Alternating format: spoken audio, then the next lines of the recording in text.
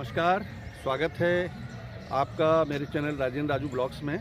आज मैं आया हूँ ग्वालियर। वैसे तो ग्वालियर में कल ही पहुँच गया था, लेकिन कल मैं कहीं निकल नहीं पाया, मुझे जाना था कहीं बाहर। और आज मैं आया हूँ यहाँ पे तानसेन का मकबरा देखने के लिए। ग्वालियर एक बहुत ऐतिहासिक जगह है और तो तानसेन का मकबरा आपको दिखाते हैं, क्योंकि तानसेन जो थे अकबर के दरबार में नवरत्नों में से एक थे, जो संगीत के बहुत बड़े संगीतकार थे, शास्त्रीय संगीत के। तो चलते हैं, ज़रा आपको मकबरा दिखाते हैं और मेरे साथ चलेंगे उदय जी, उनको भी दिखाते हैं, वही मेरे को लेके आए हैं। तो उदय जी, आप भी पहली बार आ रहे हो मेरे को लग रहा है तानसेन का मकबरा देखने के लिए। और इस मैं यहाँ कई वर्षों से हूँ। हाँ। लेकिन आपके साथ है ये पहली बार हम भी आ रहे हैं। चलिए, इसी बहाने आप भी देख लेंगे। और आपका साथ अगर शायद नहीं होता तो मैं भी नहीं आ पाता यहाँ पे अकेले, मेरा मन नहीं करता। तो ये तो संयोग की बात है कि आपने इसमें इंटरेस्ट रखा। हाँ, नहीं, मेरे को साथ हमने भी इसका एंजॉय किया। हाँ, क्योंकि ऐसा होता है ना, जब दो लोग मिल जाते हैं तो फिर घूमने का मज़ा बढ़ जाता है। अकेले में वो मज़ा नहीं आता है। अकेले में बोरियत। हाँ, तो चलिए देखते हैं फिर आगे। अच्छा। तो इनका मकबरा मैं आपको दिखाने के लिए कह रहा था। तानसेन का मकबरा ठीक मेरे सामने है और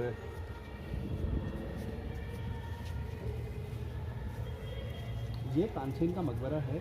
तानसेन का मकबरा काफ़ी छोटा है। हम जैसे सोच रहे थे कि तानसेन का मकबरा बहुत बड़ा होगा, जैसा कि तानसेन का नाम है, लेकिन मकबरा बहुत छोटा बना हुआ है। और ये उनकी मज़ार है और उसके बगल में उनके बेटे की एक मज़ार है। मेरे पीछे जो है ये है गौस मोहम्मद की दरगाह। और इस दरगाह के बारे में अभी मुझे जो यहाँ के खादिम हैं, खादिम बोलते हैं, साहब बाबा बोल दो, बाबा, वो मुझे जानकारी देंगे गौस मोहम्मद की दरगाह के बारे में। और जो ये तानसेन की दरगाह है, इन दोनों के बीच में क्या संबंध है, क्योंकि दोनों एक ही कैंपस में हैं और आसपास में दोनों की दरगाह बनी हुई है। और ये छोटे छोटे आप देख रहे होंगे दरगाह जो बनी है, कब्रें, वो सब इनके रिश्तेदारों की ही हैं।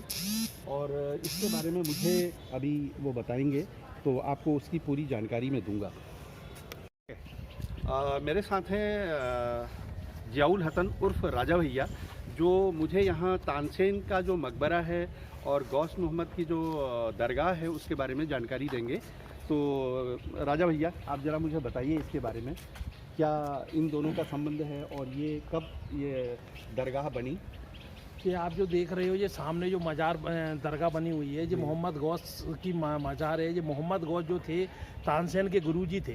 तानसेन अकबर के दरबार में नवरत्नों से नवाजे गए थे, लेकिन वो बाद में नवाजे गए थे। मोहम्मद गौस तानसेन के जन्म गुरु और धर्म गुरु हैं। संगीत गुरु स्वामी हरिदास जी हैं, जिन्होंने वृंदावन में तानसेन को संगीत की शिक्षा दी थी। अच्छा। और अकबर के दरबार में नवरत्नों से तानसेन को नवाजा गया था।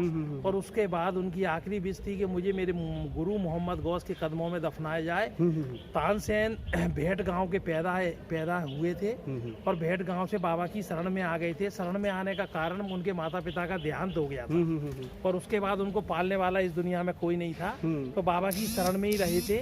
और उसके बाद जब बाबा गौस साहब के आशीर्वाद से तानसेन बड़े हुए और उसके बाद तानसेन की जो आवाज़ थी वो मधुर हो गई, तो उसके बाद जो स्वामी हरिदास जी के दरबार में पहुंचे और उसके बाद आपने संगीत की शिक्षा ग्रहण की और तानसेन एक बहुत बड़े संगीतकार हुए।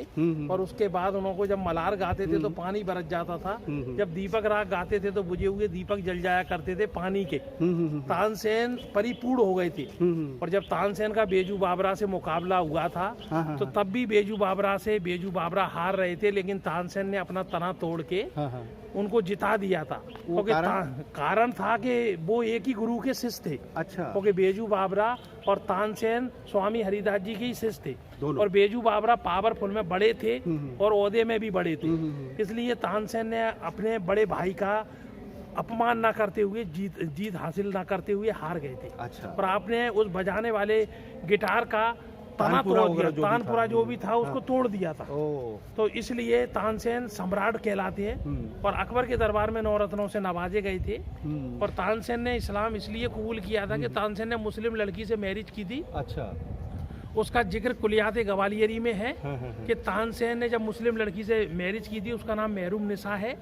और उसके साथ मैरिज करने के बाद तानसेन का नाम मोहम्मद गौस साहब ने चेंज किया था अताउल्ला गौसिया उर्फ मियाँ तानसेन। नाम तानसेन ही रहा है, लेकिन अताउल्ला गौसिया उर्फ मियाँ तानसेन। अच्छा।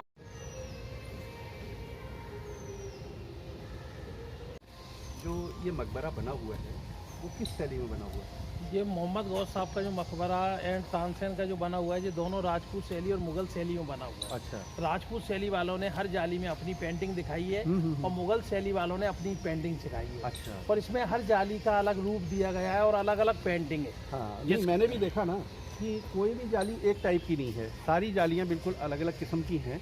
तो उसका क्या रीज़न है बताइए? उसका रीजन ये है कि सबसे बड़ी चीज़, दोनों राजपूत शैली और मुगल शैली वाले उस टाइम में जो बहुत बड़े कलाकार थे, उन्होंने अपनी पत्थर के अंदर अपनी आकृति निकाली है और उसमें हर प्रकार का बाबा के दरबार में जो दे सकते थे वो साफ सुथरी कलाकारी दी है। और ये आपके सामने पेश है जो आप देख रहे हो, वो हर प्रकार की जाली में, खम्भों में और उसका नाम क्या है, पत्थर के स्टैंडों में, सभी प्रकार की हर चीज़ की एक कटाई दी गई है जो खांचे के अनुसार कटाई की जाती है, लेकिन उन्होंने अपने हाथ से की गई।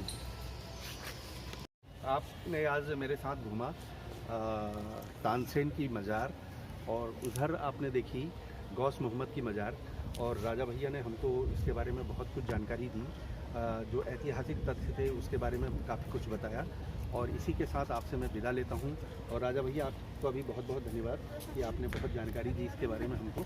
और फिर आपसे मिलते हैं किसी नए ऐतिहासिक स्थल पर या किसी और नए वीडियो में।